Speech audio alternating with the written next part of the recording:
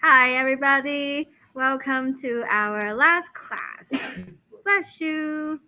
So here, today is the last day you turn in all the late work, like the homework, okay?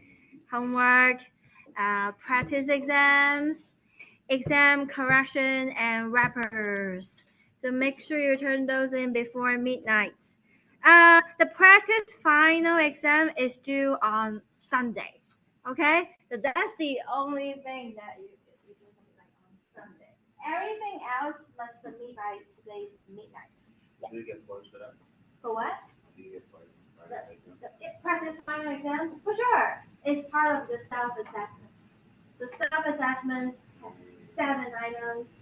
You have 4 practice exams and 3 exam correction wrappers. So 7 scores there. That's due when? That's due Sunday, the night before your final exams. So in this case, after your final exam, I will grade it and you will see your grade on Tuesday. Yeah. So there's no solution for the final exam? No solution for final exams. You won't get your final exam back. I mean, like, for the practice final exam, there's no solution. The solution, of course, is practice exam always has solution. You see? Practice final exam has solution. I post this at the beginning of the semester. These are all the practice exam solutions.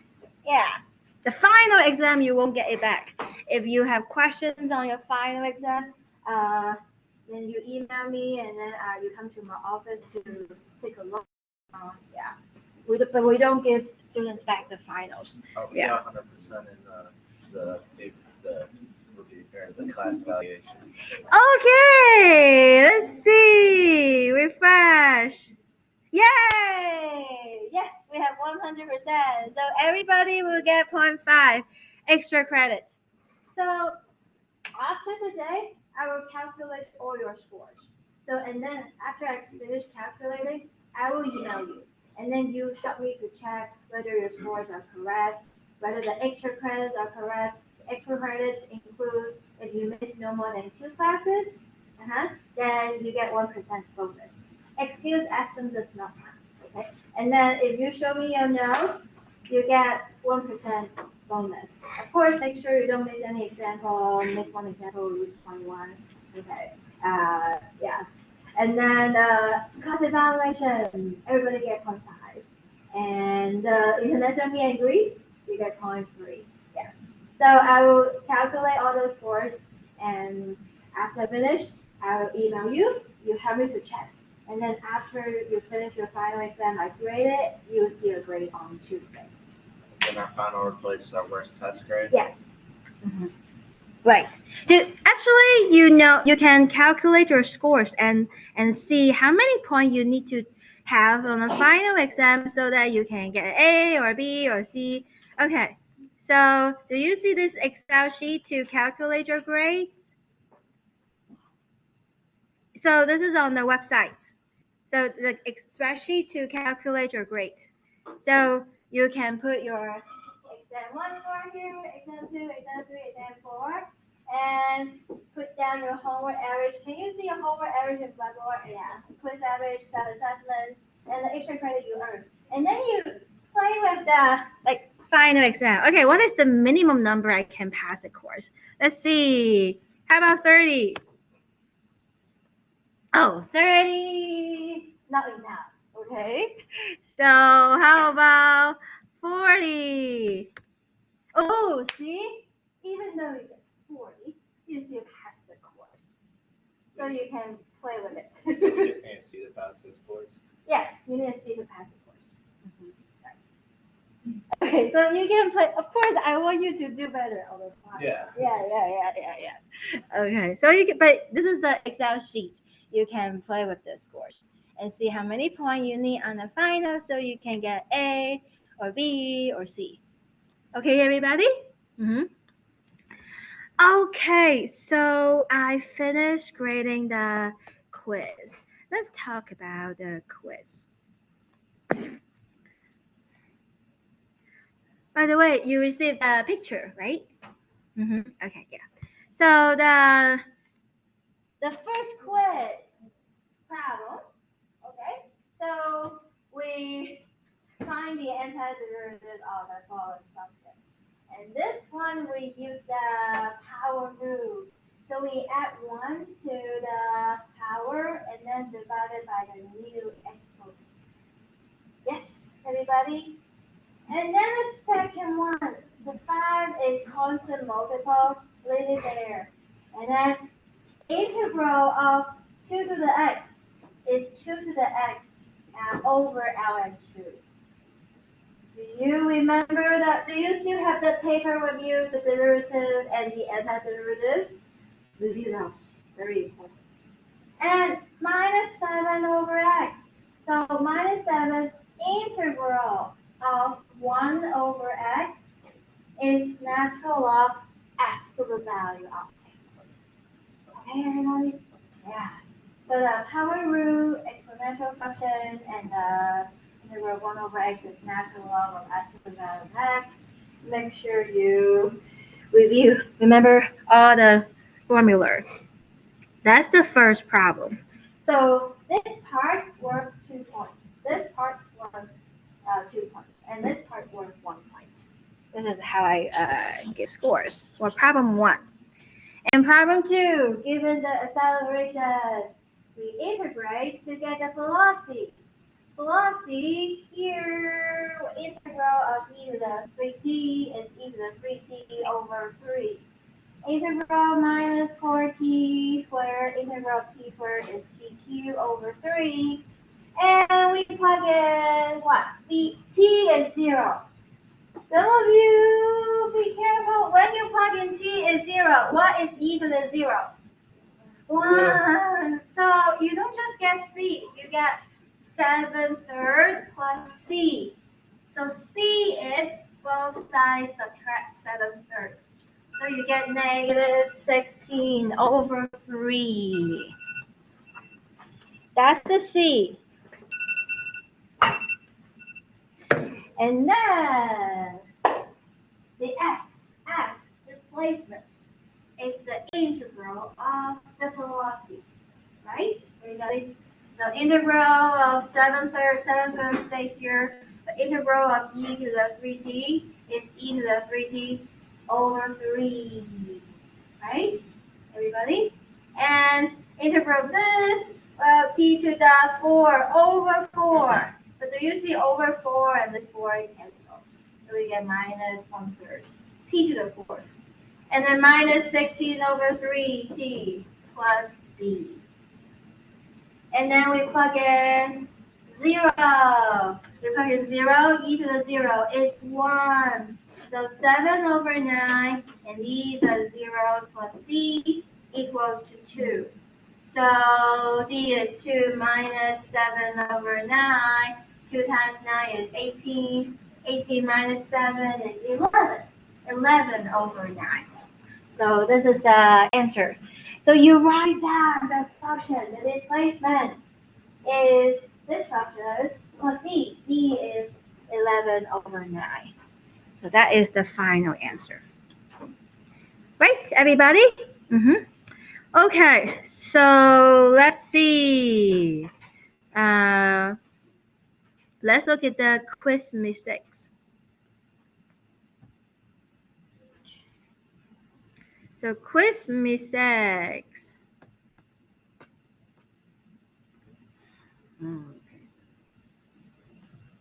Oh, where is it? Quiz 7 mistake. Okay, here. Okay, so here. This is 7 over x, not over 2. So you didn't copy the question correctly. So that's why I lose 1 point here. Yes.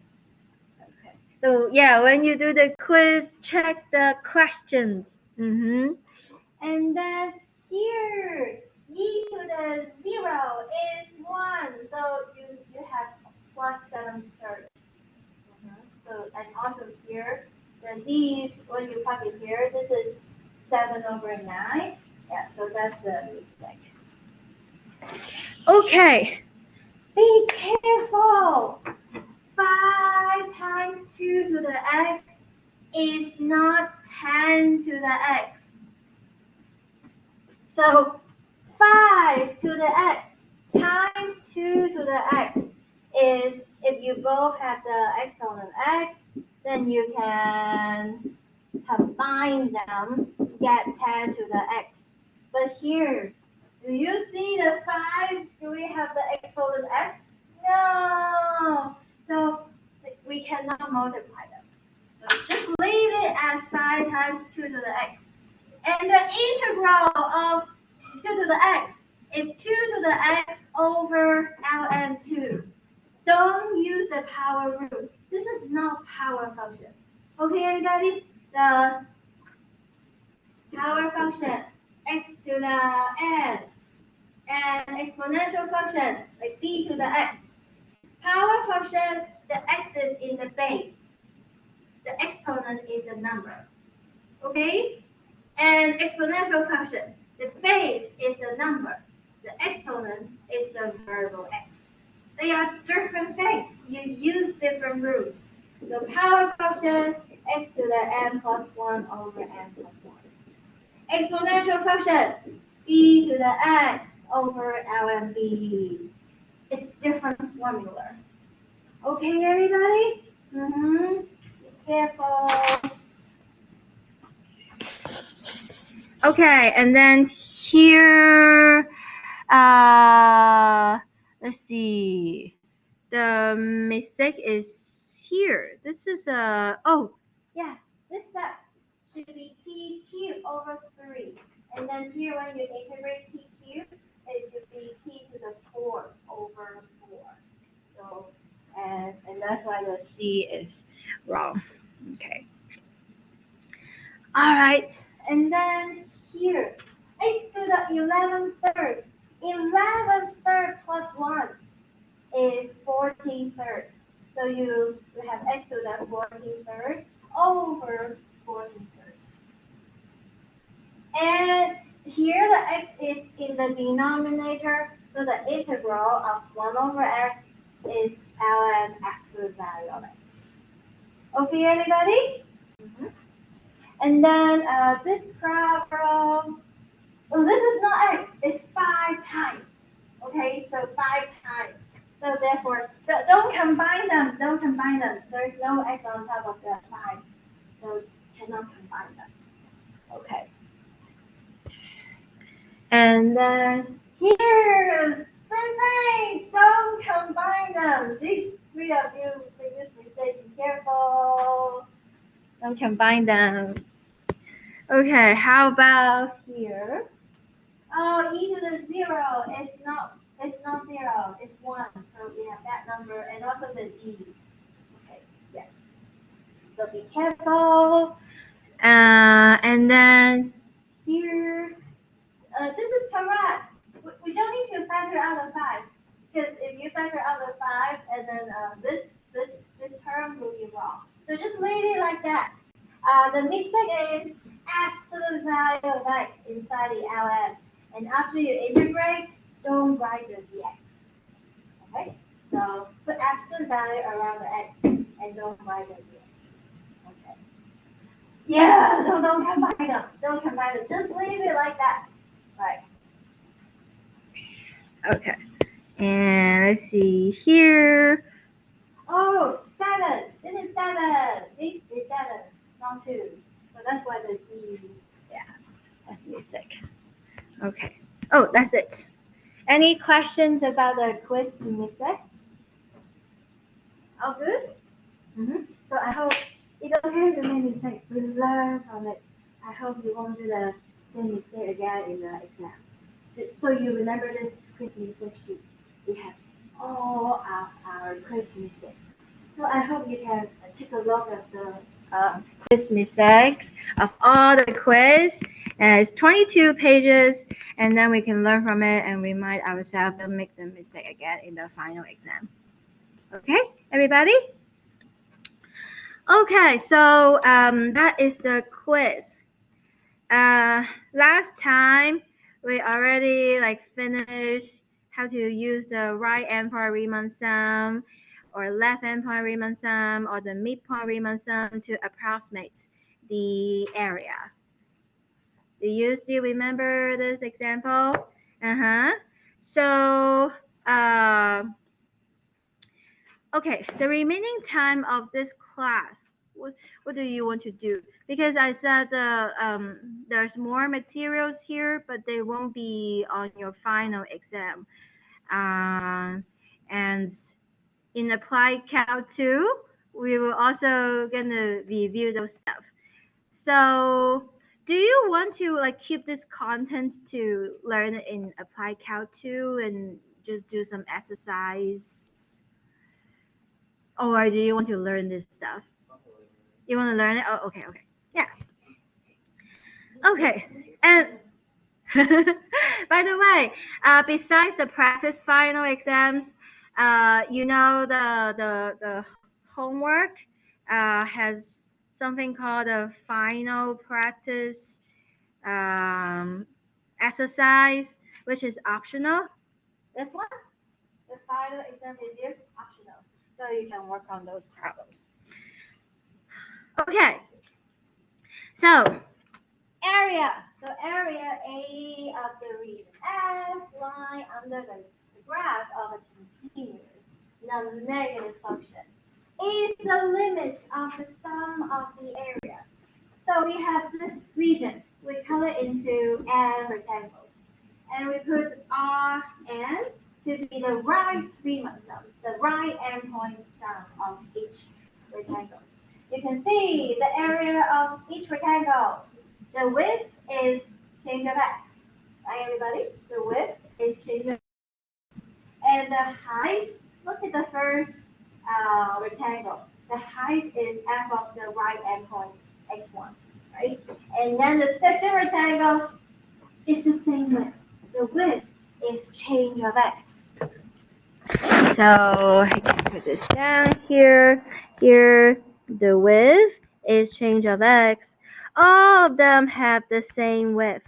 So change of x equals the length of the interval over n.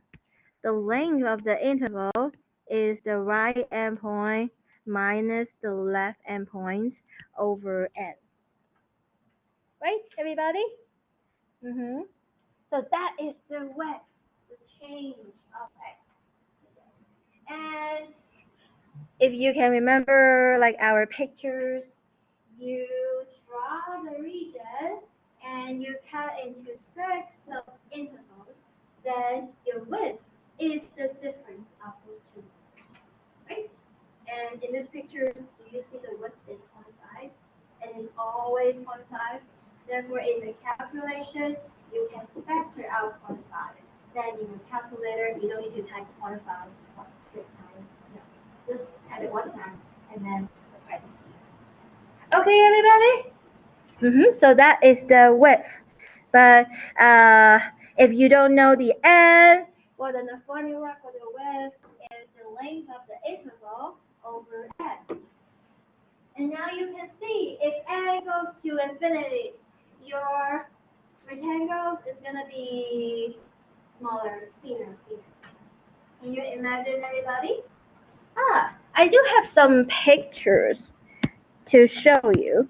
So on the website, if go to my Calculus 1, and I have some like GeoGebra animations.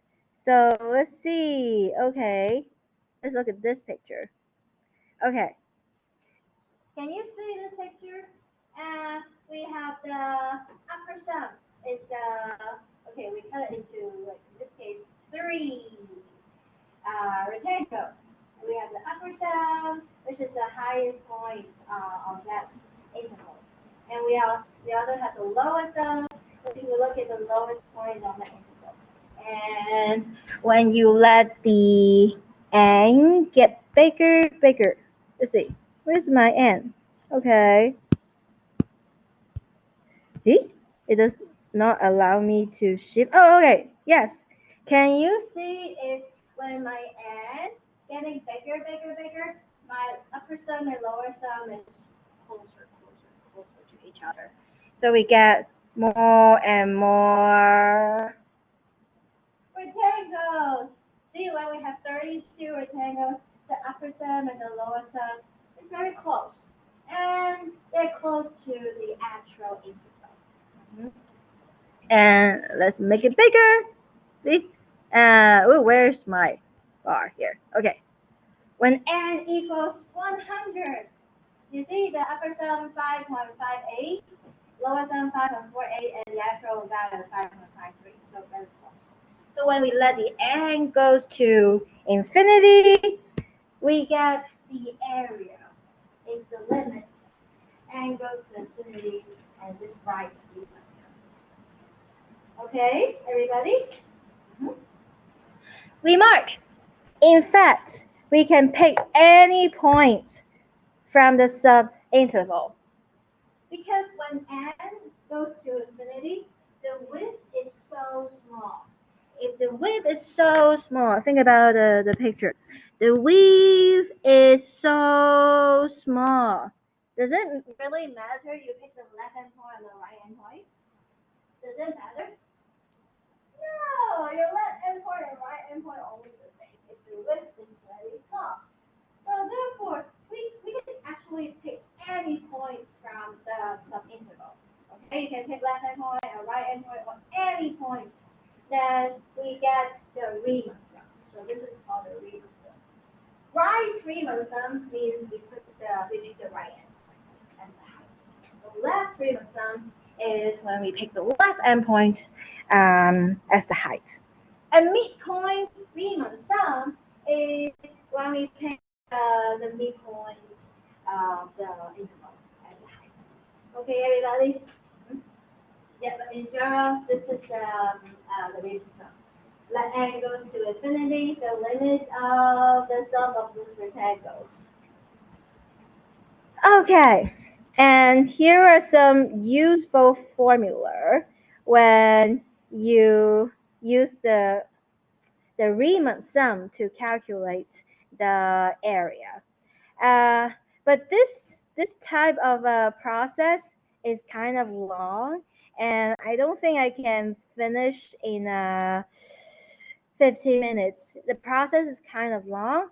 Let's save it for the next semester. Okay? Yeah, so this part, save it for the next semester. So, but you know there's some method called Riemann sum to help us to find the area. Okay. And then this, we have the general Riemann sum. The general Riemann sum, we don't require each rectangle have the same width. So actually you can have different width.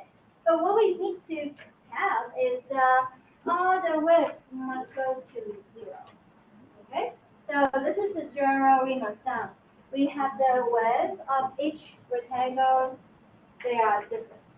But you see the limits? Instead of n goes to infinity, we require more than that. We actually require all the width goes to 0.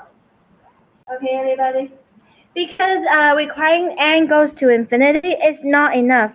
Because you might have some picture that maybe the first one is unchanged, but the remaining we have more and more and more and more rectangles.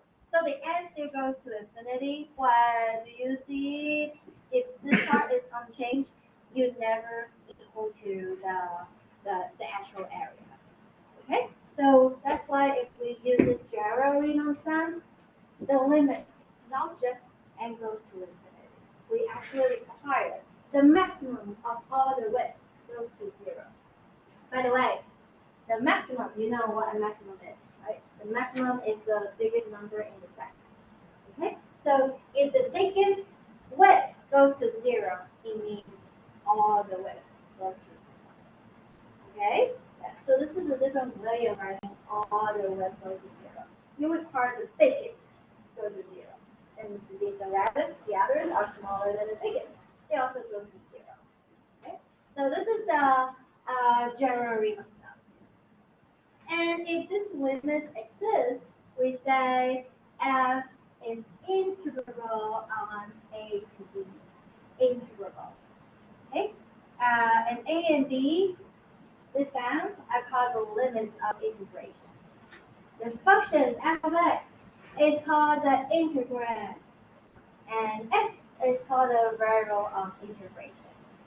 So do you remember when we talked about antiderivative or integral? We said it has three parts. It has the sum, and it has the function. It has the dx. Why? Because x, it means sum. Sum of the area each rectangle. What is the area of a rectangle? The height times the width. That's why it has three parts. Sum, yes, is the sum. F of x is the height, and the dx is the width of the rectangle. Okay, so it actually, this notation of integral actually has geometric meaning. It's the sum of the area of each rectangle. Okay, everybody? So that's why when you compute the integral, don't forget your dx, your baby dx. Okay, so another theorem. If f is continuous on the interval a to b, or if f only has a finite number of jump discontinuity, then f is integrable on ab. Okay, so the picture is like, okay, you have a function and it has some jump discontinuity. Then in this case, the function is still integrable because you just add the area of each part. It's still integrable. Right, everybody? Okay, so next area. Consider the region R bounded by the graph of the continuous function f and the x-axis between a to b. Then the next area of R is the sum of the areas of the parts of R that lies above the x-axis minus the sum of area of the part of R that lies below the x-axis. This is the picture. You have your function is continuous. Do you see sometimes your function is above the x? When you do this calculation, the sum f of x, if f of x is positive, the change of x is always positive. That's the way, right? So the area of each rectangle is positive. So you're adding a lot of positive things, you get the area is positive, right? But if your function f is negative, see, your f is negative, the change of x is also positive. Negative times positive is negative. And you add a lot of negative terms together, your answer will be negative. Okay? So for integral, if the function is positive, your integral will give us positive area. If the function is negative, your integral will be negative. That's why the integral, this is called the definite integral. It has the bounds a and b. This will give us the next area, which is the area above the x-axis minus the area below the x-axis. Is that clear, everybody? Mm-hmm. That's because of the definition. It's the sum of f times the width. The f could be positive or negative. It makes the integral could be positive or negative. Remark. If function f is integrable on a to b, then we can use the method of Riemann sum, which is here. Okay. So next semester we'll talk about the method of Riemann sum. And here we have some properties of the definite integral. Okay, let's use a picture to help us understand. So what's the first property? The integral from a to a of a function is 0. Okay, why? Look at the picture. This is the function f from a to a. Do you see from a to a you only get a line segment? Yeah? What is the area of a line segment? What's the area of a line segment? 0. Right? The line segment, you use length times width, so the width is 0. Yeah, so that's why the integral from a to a is 0. The integral of a single point is 0. Okay?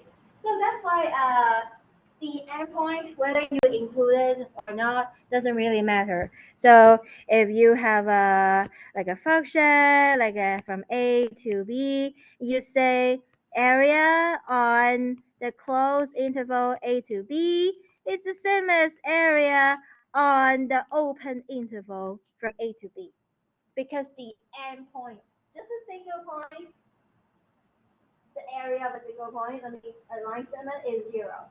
So when you talk about area of the interval, does it really matter is it closed interval or open interval? No. Okay? You can have your interval like left endpoint is open, right endpoint is closed. It does not matter. Okay? Okay, so that's the first one. The second one, integral from b to a f of x is minus integral to from a to b f of x dx. Why is that? Okay, if we use the Riemann sum, we know this is equals to sum f of x change of x.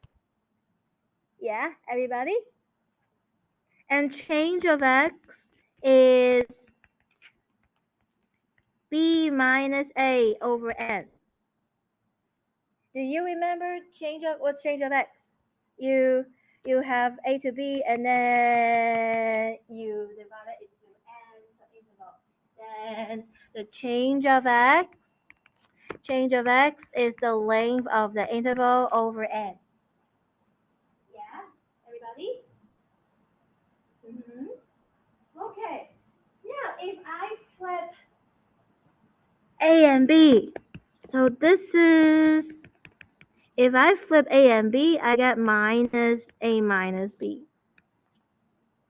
So we can put the minus out.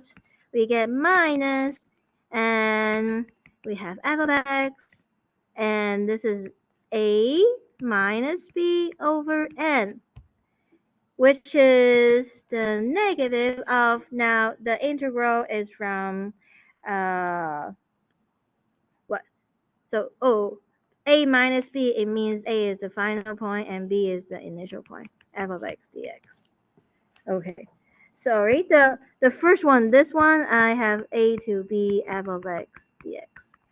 So this means if you change the order of the limits of integration, your integral will be negative of x. Does this make sense, everybody? Because your a and b, you switch them, then you get a minus sign. Okay? Alright, this is the second one. The third one. Let's draw some picture. Okay, the third one, let's draw some picture. You have the integral from, okay. So integral is like sum, right? When you have sums, well, you can add this guy first or you can add this guy first. So integral of sum equals sum of the integral.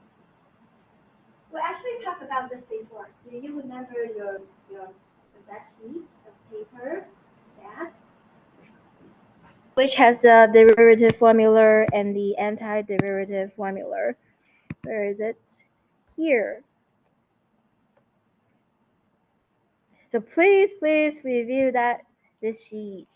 And I think it's at the bottom here. Yes. So for derivative, constant multiple, just take here. And derivative of sum and sum of derivative.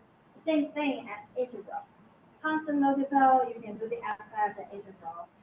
Integral of sum is sum of integrals. Okay, do you still have this page? Yeah, so review that. Yeah, these formulas, make sure you memorize them. Yes. Huh? Yes. No, you remember everything. You need to memorize these. But it's not that bad, right? It's just you think that works. So these are the formulas. For our course, yeah, we don't provide any formula sheets. And I can tell you, so we are in applied Cal 1, and then the transitional Cal 1, we have much more formulas. We have the derivative of the 6 trig functions, and we have the derivative of 6 inverse trig functions, and more formulas, but we won't provide formula sheets. Okay. Yes. So you're gonna be familiar with the other formula. So and then number 4. Yeah, number 4. See the C, we can move it out. Okay. So yeah, we also talk about that. Number 5. Number 5. I would like to draw a picture. So you have A and B. Let's say C is in the middle. Do you see the area from A to B equals the area from A to C plus the area from C to B? Can you see from the picture? So if C is any point, then you can break them into smaller intervals. Okay, so these are all the properties of definite integral. And definite integral is an integral that has the bounds. Okay, and the result, you get a number. Do you see area of under the graph, and you get a number like this example? Do you see the area, the integral, the definite integral? You get a number. Okay, so for definite integral with the bounds, you get a number. Let me write this down. So definite integral, which is from a to b f of x dx, you get a number. But for indefinite integral,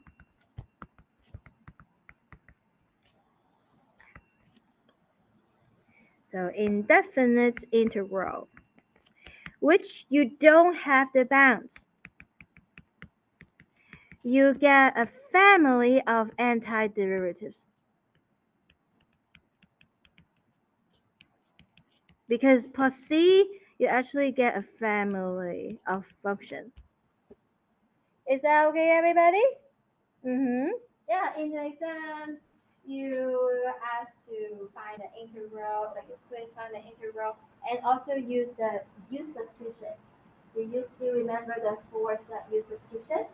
We let u be the inner function, and then you find the du. Remember du on the left hand side, the dx on the right hand side, 2 kids play on the seesaw, and then you fuck everything, express your integral in terms of u.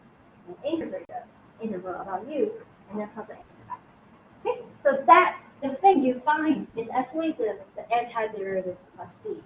Okay, so you get a family of antiderivatives. And in applied calc 2, we'll talk about the fundamental theorem of calculus, where you can compute the definite integral using the antiderivatives. Okay, so that is in applied calc 2. Okay, so we talk about the next area is the integral, which is the area above the x-axis minus the area below the x-axis. We have the total area.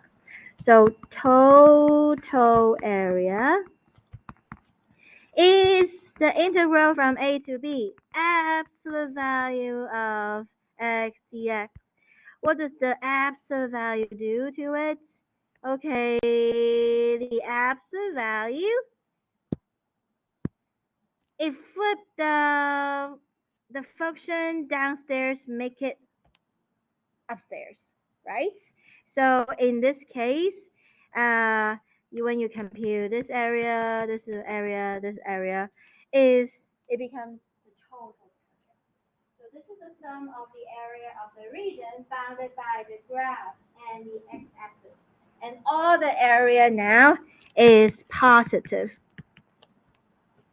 Okay, everybody? This is the total area. You integrate absolute value of the function to make all the area positive. Any questions for that? So in Applied Calc 2, we'll talk about distance. You know the difference between displacement and distance. So if I am here, let's say this is the positive direction. Okay, I go here 2 feet, and then I go here 4 feet. My displacement is -2 feet, but my distance is 2 and plus 4, 6 feet. So that's the difference between displacement and distance. Displacement has the sign in the numbers. Distance is always the length you travel. The distance is always very equal to 0. Yes, so we will talk about that in Applied Calc 2. And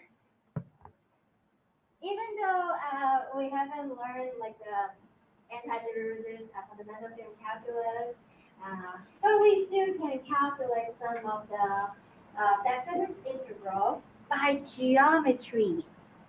How? Okay, everybody look at this problem. So our function, you see? This is the function. So it's also the y. Okay. Linear function give us what? A line. Is that okay, everybody? What is linear function? The degree is 1, right? Yeah? Degree is 1. Do you know the degree? The power of the x in the expression, right? Degree is 1, linear function. How many points can fix a line? 2 points, yes. So let's try to plot this. Okay, what number do you pick for x? Let's plot some points. Give me some points. 0, yes. If we plug in 0, what is the y? Yeah, give me another point. X is 1, and then what is your y? 0. Yeah, good. So we draw the picture. That's the x, that's the y. When x is 0, my y is -1, so right here. And when x is 1, my y is 0. So our line looks like this. Okay? And now this problem sets evaluate the integral from 0 to 2. Oh, when x is 2, what happened? What's the y? 1. Okay, I want to find the area from 0 to 2. Yes, everybody? We find the area. This means find the area from 0 to 2. But do you see this region is below the x-axis? What does that mean? This region is below the x-axis, so it's going to be negative, yeah? And this region is above the x-axis, so it's going to be positive. What's the next area? 0. Yes. So this integral is the next area, which is 0, because this part and this part, they have the same area, but different sign. So that's why the next area is 0. Okay. Let's look at one more example, because example 4 and this one is so similar. Do you see the only difference is the absolute value? Yeah? Do you see the only difference is the absolute value? what does the absolute value do to the function? See? It flip it up there. When the function is positive, it remains the same. But if the function is negative, we flip it up there. In this case, do you see my region? They are both positive. Uh-huh. Actually, they're the same, right, everybody? So this is like the area of this part. And do you see here we have two copy of the triangle? Yes? And what's the area of the triangle? 1/2 base times height. What's your base? 1. What's your height? 1. So therefore the area is 1. Okay? So in this way, we can compute the definite integral using geometry. Yeah, we will continue in applied calc too. So I will see you on Monday at what time? 1, 10 to 12. Monday at 10. Good luck with all your exams. Have a good weekend. So if you want me to check your note, you can stay after class now.